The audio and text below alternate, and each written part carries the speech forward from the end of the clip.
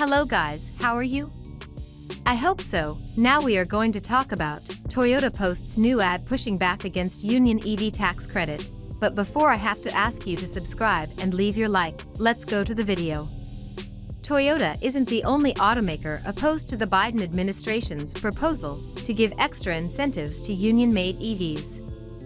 We were already aware Toyota wasn't happy with the Biden administration's goal to give extra EV tax credit incentives to union-made vehicles. The Japanese automaker joins other impacted companies, such as Tesla and Volkswagen, in voicing its opposition to the proposed legislation.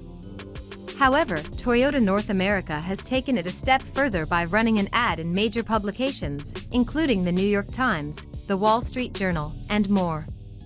As you're probably already aware, Democrats' goal is to provide a larger U.S. federal EV tax credit than the one that currently exists, though the legislation focuses on a larger dollar amount for EVs produced by unionized workers. Union-made vehicles will get an additional $4,500 credit if the legislation is passed. According to Automotive News, the ad says, "What does this say to the American auto worker who has decided not to join a union? It says that their work is worth $4,500 less because they made that choice. What does this say to the American consumer? It says that if they want to buy an electric vehicle not made by Ford, General Motors, or Chrysler, they will have to pay an extra $4,500, which is about $100 more per month over a 4-year period."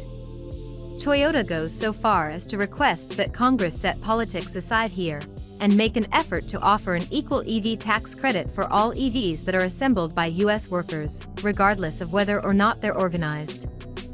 The proposal, which is headed up by Michigan Democrat Representative Dan Kildee, aims to push the EV tax credit up to $12,500 for EVs built in a factory that's unionized. However, interestingly, Automotive News explains that after 5 years, only EVs assembled in the U.S. would be eligible for the $7,500 base credit. Does this mean that EVs not assembled in the U.S. will be eligible as long as the company is unionized? There are still some gray areas as the proposal seems to have changed multiple times. In addition to Toyota's ad, a group of 25 ambassadors representing many countries across the globe are going to bat against the proposed legislation. The European Union, along with other countries, shared that the legislation, if implemented, would violate international trade rules, disadvantage hard-working Americans employed by these automakers, and undermine the efforts of these automakers to expand the U.S. EV consumer market to achieve the administration's climate goals. Finally, the American International Automobile Dealers Association also put out a statement of opposition, calling the tax credit discriminatory.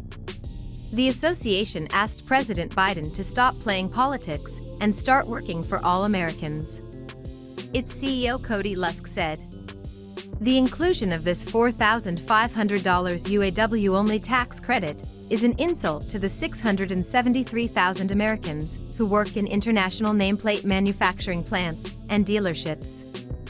Far from building back better, this provision makes it more difficult for Americans to buy green vehicles, as it can only be applied to a handful of the more than 60 electric vehicles available for sale today. So that's it guys, comment what you think of this article, and don't forget to click like and subscribe to the channel. Thank you so much for watching.